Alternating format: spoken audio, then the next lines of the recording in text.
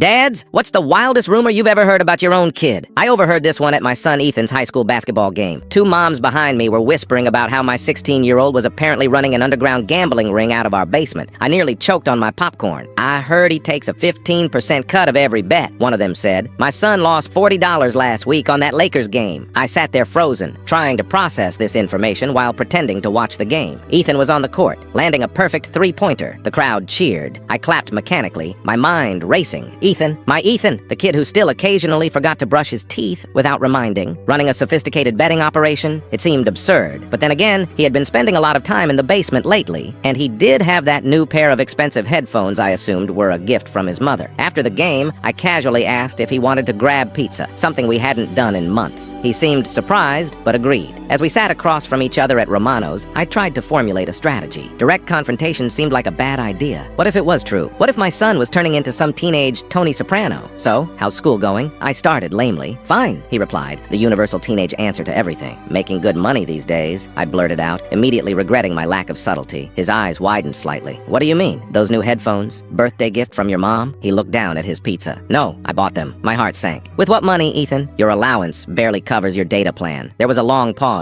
I could see him calculating something in his head. Dad, I've been tutoring some guys from the team in math. They pay me $20 an hour. It sounded plausible. Ethan was in advanced calculus, but something didn't add up. In our basement, I've never seen anyone come over. His face flushed. Well, sometimes we do it online, and sometimes, he trailed off. Sometimes what, Ethan? Sometimes I help them with their predictions. Predictions? He sighed deeply. Statistical analysis. For games. I'm really good at calculating probabilities and trends. The pieces clicked together. My son wasn't running a gambling ring. He was the analytics behind it. Somehow that felt worse. So you're helping other kids place bets? Do you realize that's illegal? I'm not placing bets, he protested. I'm just giving them information. What they do with it is their business. I put down my pizza. Ethan, that's like saying you just gave someone a gun but didn't pull the trigger. His face crumpled a bit. I hadn't seen that expression since he was much younger. I just wanted to be valuable, to contribute something. Everyone at school has these special talents, and I'm just the math nerd. That hit me hard. When had my confident little boy started feeling like he needed to prove his worth? You turned your talent into something useful, I acknowledged. But you're using it the wrong way. Over the next hour, we talked more openly than we had in years. I learned how his statistical models had become legendary among his peers, how he'd started charging for his insights when demand got too high, how the power of being needed was intoxicating. The next day, I called a buddy who worked in sports analytics for a professional team. By the following week, Ethan had an unpaid internship running numbers for them after school. The basement betting operation shut down. The rumors eventually faded. But that night at Romano's changed something between us.